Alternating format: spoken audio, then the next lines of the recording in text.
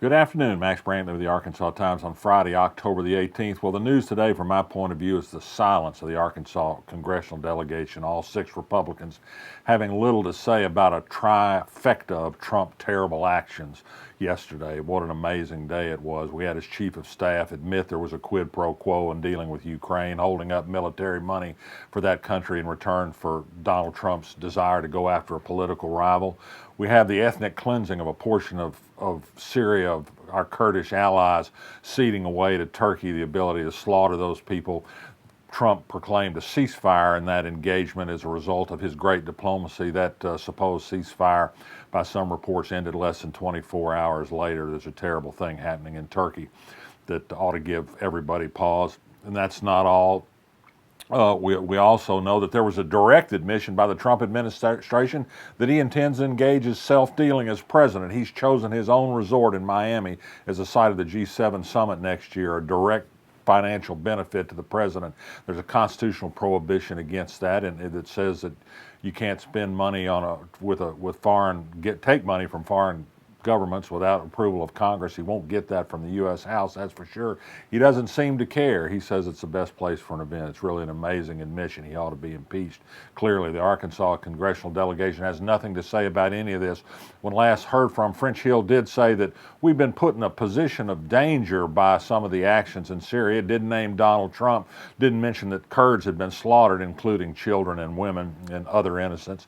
He also had a little to say about other things that Trump has done. He said that the matter of Ukraine was all based on secondhand information. We've now had the White House chief of staff admit that it's so.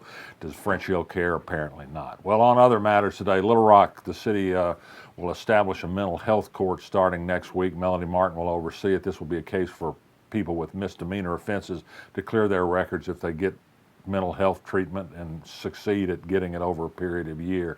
It's a way to divert people from the criminal justice system, a good thing. Donald Bobbitt, president of the University of Arkansas System, said he's picked Peggy Doss, who's currently provost at the University of Arkansas Monticello, to be the next chancellor when the current chancellor, Karen Hughes, steps down at the end of December. The campus has trouble with enrollment and budget.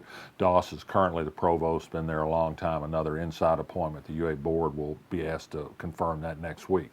The Arkansas unemployment rate rose in September by 1/10 of a point to 3.5%, still fairly low, but the job force declined. So there's some change in what has been generally an upbeat circumstance in the job market.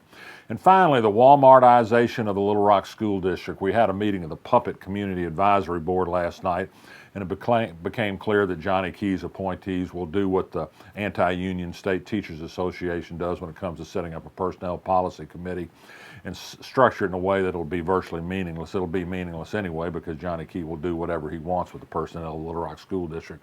But other things happened last night. A Walton-funded organization distributed flyers at this meeting that talked about how bad the Little Rock School District was as measured by test scores, giving a list of options for people to send their kids to further encouragement to leave the Little Rock School District.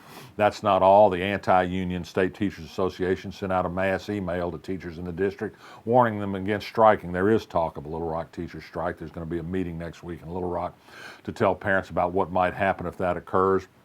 As I've written on the Arkansas blog, I have misgivings about a strike. I don't think they're easily attainable or readily clear goals of a strike.